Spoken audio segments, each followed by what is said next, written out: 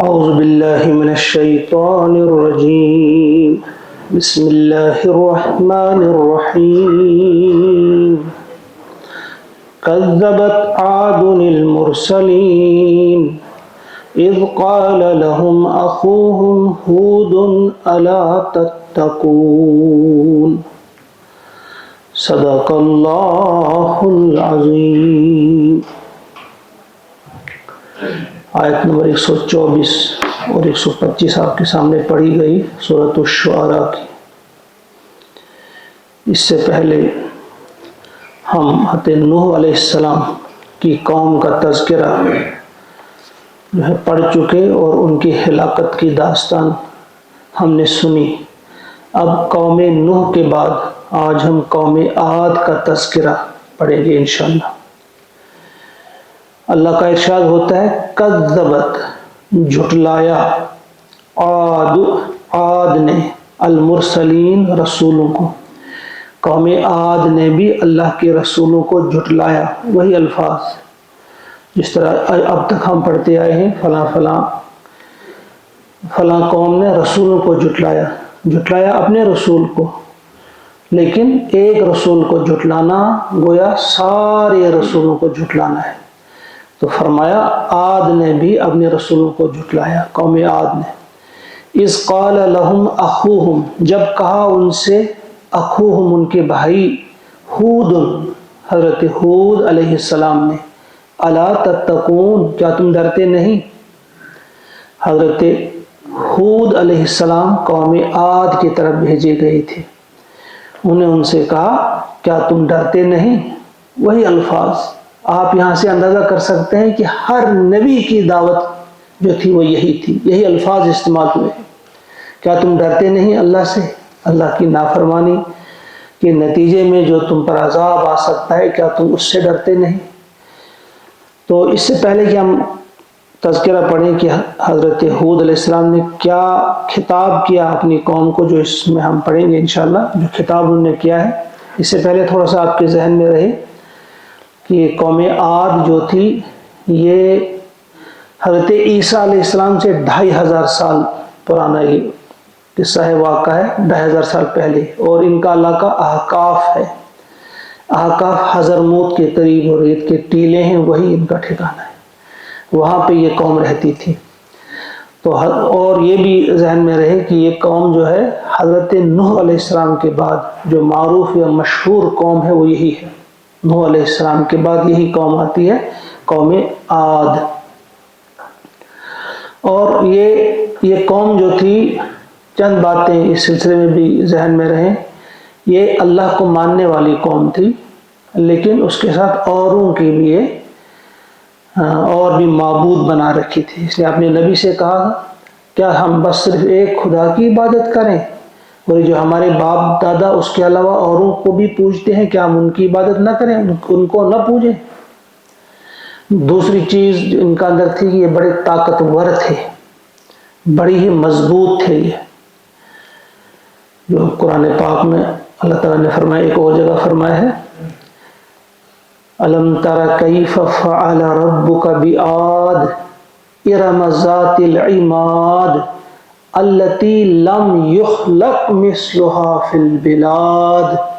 یہ قوم ایسی قوم تھی کہ اس جیسی قوم ملکوں میں بنائی ہی نہیں گئی۔ ان کا قد و قامت، ان کی طاقت، ان کی قوت ایسی تھی کہ ایسی کوئی اور قوم بنائی ہی نہیں گئی، بڑی طاقتور قوم تھی۔ اسی طرح سے ان کے اندر جو بڑی خطرناک چیز بھری ہوئی تھی وہ تکبر تھا۔ یہ کہتے تھے من اشد منا قوتاً، کون ہے ہم سے زیادہ قوت والا، طاقت والا ہم سے زیادہ اور کون ہے؟ یہ اسی قرآن میں ہے کہ ان کے یہ الفاظ ہوتے تھے۔ مختلف مقامات پہ ان کا تذکرہ ہے، تو میں یہاں ان کا تھوڑا سا خلاصہ بتا رہا ہوں، ایک ہی جگہ نہیں ہے۔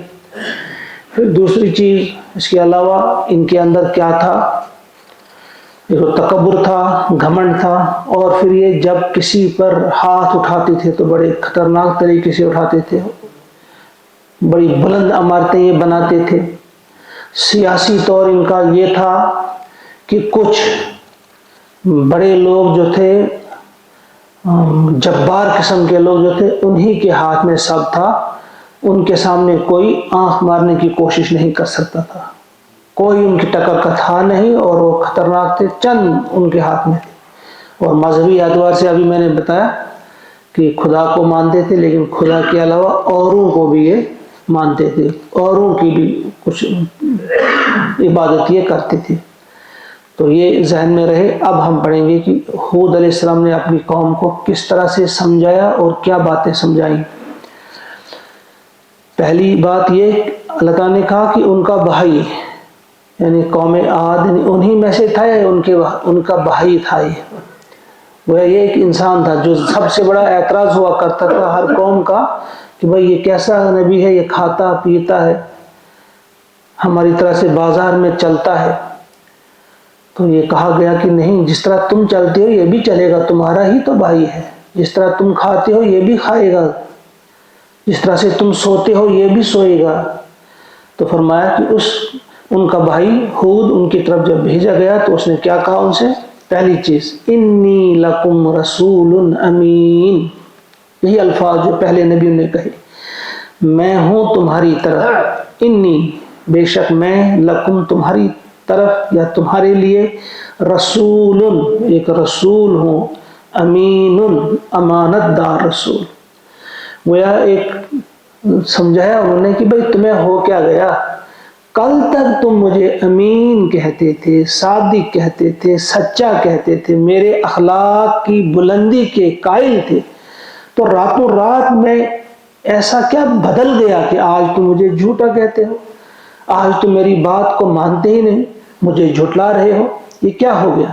پہلی چیز، انی لکم رسول امین فاتقوا اللہ واطیعون، ڈرو اللہ سے اور میری اطاعت کرو، یعنی اللہ کا ڈر اختیار کرو کہ اس بات پہ تمہاری پکڑ تو ہوگی، ماننے کے باوجود میرے اخلاق کا اعتراف کرنے، بلند اخلاق ہونے کا اعتراف بھی تم کرتے رہے، اور اب تم مجھے جھٹلا رہے ہو، اس بات پہ ڈرو اللہ سے اور میری اطاعت کرو، میری بات مانو۔ وَأَطِیعُونَ، اطاعت اور اتباع میں یہ ذہن میں رہے، اطاعت قول کی جاتی ہے اور اتباع عمل کی جاتی ہے۔ جب کوئی بات انسان بولتا ہے وہ مانے تو اس کو ہم کہیں گے اطاعت کرنا، اور جب کوئی عمل کر رہا ہے تو اس کو دیکھ کر انسان وہی عمل کرے، وہ کہتے ہیں اتباع کرنا۔ فرمایا تم میری بات مانو، میں جو بتا رہا ہوں اس کی اطاعت کرو۔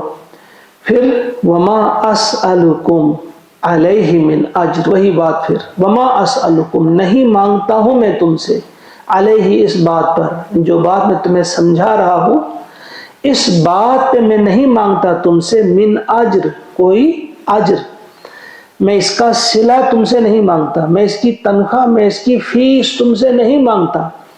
ان اجریہ الا علی رب العالمین، اس کا اجر، اس کی تنخواہ یا اس کی فیس تو مجھے اللہ تعالیٰ دیتا ہے، اس کی مزدوری مجھے اللہ تعالیٰ دیتا ہے، میں تم سے یہ نہیں مانگتا۔ ان اجریہ، نہیں ہے میرا اجر، الا مگر، علی رب العالمین، رب العالمین پر، یعنی اس کا اجر مجھے وہی دے گا، تم سے مجھے اس کی کوئی ضرورت نہیں۔ اب اس کی کچھ کمزوریوں پر گرفت، یعنی جو کمزوریاں ان میں ہیں، کچھ کمزوریوں پر گرفت یہاں ان الفاظ میں کہی گئی ہے۔ اتبنون، کیا تم بناتے ہو، اتبنون، کیا تم بناتے ہو، کیا تم تعمیر کرتے ہو، بکل ریء، ہر بلندی پر، ہر ٹیلے پر، ہر بلندی پر تم بناتے ہو، آیتن، ایک نشانی، یعنی ایک یادگار عمارت، کوئی مضبوط قلعہ بناتے ہو، کوئی محل بناتے ہو، قصر بناتے ہو، کوئی نشانی بناتے ہو، یعنی ایک یہ نشانی ہے، تم یادگار عمارت بناتے ہو، تابسون، اور وہ بھی بلا ضرورت، کھیل کے لیے، صرف لوگوں میں یہ دو چیزیں ہوتی تھی، ایک تو لوگوں میں اپنا چرچا کرنے کے لیے، مشہوری کرنے کے لیے وہ بڑی بڑی عمارتیں بنایا کرتے تھے بلند مقامات پہ، یا پھر کھیل کے لیے، کبوتر بازی کے لیے، دوسری چیزوں کے لیے، کبھی سال میں 1 یا 2 بار جانا ہوتا تھا، لیکن اتنا پیسہ خرچ کرتے تھے کہ بڑی شاندار اور بلند عمارتیں بنایا کرتے تھے۔ تو کہا گیا کہ یہ کیا کرتے ہو تم، یہ تمہارا کیا طریقہ ہے، اس کا کیا فائدہ ہے، جہاں تمہیں رہنا نہیں ہے، تمہیں جس چیز کی ضرورت نہیں ہے، اور وہی چیزیں تم تعمیر کرتے ہو، انہی چیزوں پہ اپنا سرمایہ خرچ کرتے ہو۔ وَتَتَّخِذُونَ اور بناتے ہو تم مصانع شاندار محل. مصانع ایسے مضبوط شاندار محل کو کہتے ہیں جس میں کاریگری دکھائی گئی ہو، یعنی کوئی فن تعمیر ایسا دکھایا گیا ہو کہ بالکل انسان دنگ رہ جائے. جیسے یہاں بھی ہم مختلف قسم کے فن تعمیر دیکھنے کے لیے جاتے ہیں، جیسے تاج محل ہے، کہیں اور جاتے ہیں، کچھ اس قسم کی جو عمارت بنائی گئی ہو اس کو مصانع کہتے ہیں. فرمایا کہ تم یہ بناتے ہو مضبوط اور شاندار محل لعلکم تخلدون، شاید کہ تم یہاں ہمیشہ رہو گے. یعنی کیا تمہارا یہ ارادہ ہے کہ تمہیں ہمیشہ یہاں رہنا ہے؟ یعنی ایسی عمارتیں بناتے ہو گویا کہ تمہیں ہمیشہ یہاں رہنا ہے، جانا ہی نہیں ہے. اس قدر مضبوط عمارتیں تم بناتے ہو اور اس قدر شاندار عمارتیں تم بناتے ہو. اب دوسری چیز جس پر گرفت کی گئی، وَإِذَا بَطَشْتُمْ، جب تم کسی پر ہاتھ ڈالتے ہو، جب تم کسی کو پکڑتے ہو، بطشتم جبارین، تو جبار بن کر، جابر بن کر اسے پکڑتے ہو. جب تم کسی پر ہاتھ ڈالتے ہو تو جابر بن کر ہاتھ ڈالتے ہو. یعنی ایک طرف تمہارا حال یہ ہے کہ بالکل دریا کی طرح پانی بہاتے ہو بڑی بڑی عمارتوں پہ، دوسری طرف کسی شخص پر ظلم کرتے ہوئے اس کا کوئی مال چھیننا، اس کی کوئی چیز لے لینا اس سے، تو اس پر تم جبار بن کر جو اس کی گرفت کرتے ہو، اسے لوٹتے ہو یا اس کی کسی بھی چیز پہ حملہ کرتے ہو. تھوڑی سی ناراضگی کیا ہوئی تو اس کے ساتھ بڑی بدتمیزی کی، اس کو پیٹا، اس کو موت کے گھاٹ اتار دیا. وہ تھے ہی بڑے جابر، بالکل برداشت نہیں کر سکتے تھے کہ کوئی ان کو ہلکا سمجھے، کوئی ان کی کسی قسم کی تنقید کرے. تو فرمایا وَإِذَا بَطَشْتُمْ جَبَّارِينَ، جب تم کسی کو پکڑتے ہو تو بڑی جبار بن کر، جابر بن کر پکڑتے ہو. فَاتَّقُوا اللَّهَ وَأَطِيعُونِ، ڈرو اللہ سے. یعنی یہ جو قصور تم میں ہے، یہ جو نافرمانیاں تم میں ہیں، یہ جو غفلت ہے، یہ جو لاپرواہی ہے، اللہ سے جو دور پڑے ہوئے ہو تم، اس غفلت اور اس لاپرواہی کے انجام سے ڈرو، اللہ کے عذاب سے ڈرو، اللہ کی گرفت سے ڈرو. فَاتَّقُوا اللَّهَ وَأَطِيعُونِ، اور میری اطاعت کرو. ہمیں بھی تھوڑا سا گریبان میں جھانکنا چاہیے کہ ہم بھی آج کس قدر مست اور مگن ہیں شاندار عمارتیں تعمیر کرنے میں، شاندار قسم کی گاڑیوں کے پیچھے، شاندار قسم کے لائف سٹائل کے پیچھے. یعنی ایسا نہیں ہے کہ اچھا گھر نہ ہو، اچھی گاڑی نہ ہو، یہ تو ہے، لیکن ہمارے دل میں یہ چیزیں بس گئی ہیں.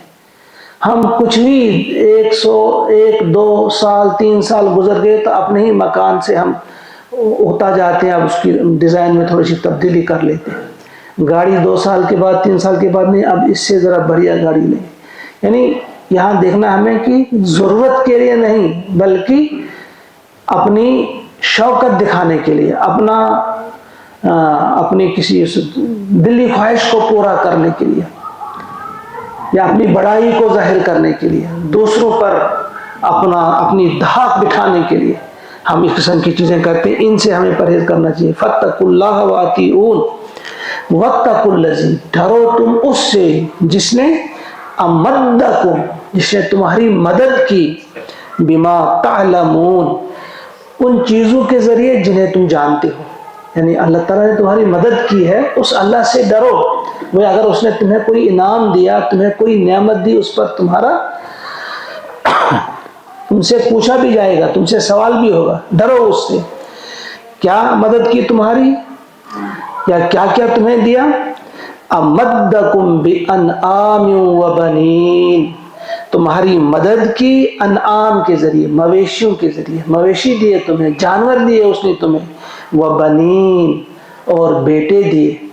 اللہ تعالیٰ نے تمہیں مویشی دیے، جانور دیے، مختلف قسم کے کام ان سے لیتے ہو، اور بیٹے دیے.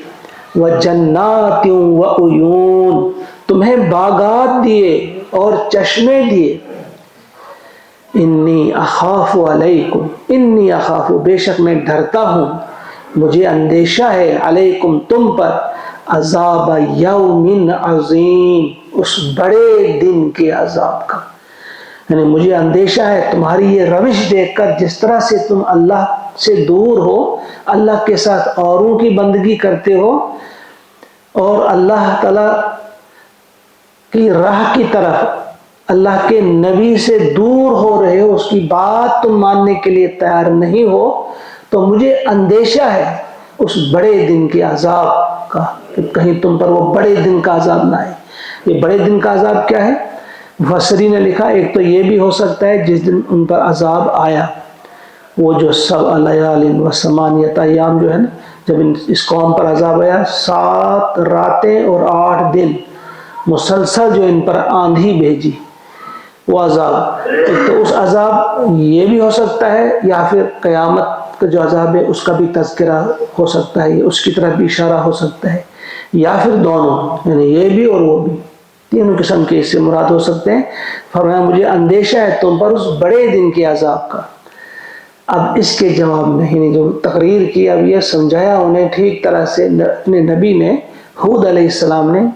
اب جواب سنیے قوم نے کیا جواب دیا۔ قالو، وہ بولے، سواء علینا اوعظت ام لم تکن من الواعظین، ہم پر برابر ہے اے نبی صاحب، اے نبی جی سنو، برابر ہے ہمارے لیے، تم ہمیں واعظ کہو، واعظ سناؤ یا نہ سناؤ، یعنی کیوں ہماری سرخپائی کر رہے ہو، ہمیں کوئی اثر ہونے والا نہیں ہے، کیوں ہم پر واعظ پڑھتے ہو تم؟ سواء علینا اوعظت، یعنی برابر ہے ہمارے لیے، چاہے تم واعظ کہو، تم نے نصیحت کی، تم نے تقریر کی، تم نے ہمیں سمجھایا، ام لم تکن من الواعظین، یا تم نے نہیں نصیحت کی، تم واعظ کہو یا نہ کہو ہمارے لیے برابر ہے۔ ان ھذا، نہیں ہے یہ، الا مگر، خلق الاولین، اگلے لوگوں کی عادت، یہ بس وہی ہے، تم سے پہلے بھی نبی آئے ہیں، وہ بھی کہا کرتے تھے کہ قیامت آئے گی، عذاب آئے گا، کہاں آیا بھائی؟ یہ ایسی کہنے کی باتیں ہیں، پہلے بھی ہم نے یہ سنی ہے، تم بھی یہ باتیں بتاؤ گے کچھ بھی ہونے والا نہیں۔ اگر تم خشک زندگی گزارتے ہو، خشک روٹی کھانا چاہتے ہو، دنیا کی زندگی سے لطف اندوز نہیں ہونا چاہتے ہو، مت ہو جاؤ، لیکن ہماری سرخپائی مت کرو، یہ ہمیں ڈراؤ مت، بڑے دن کا عذاب آئے گا، چھوٹے دن کا عذاب آئے گا، یہ ہوگا وہ ہوگا، یہ باتیں ہمیں مت بتاؤ۔ ان ھذا الا خلق الاولین، یہ پچھلے لوگوں کی باتیں ہیں، بس یہی تم کرتے آئے ہو۔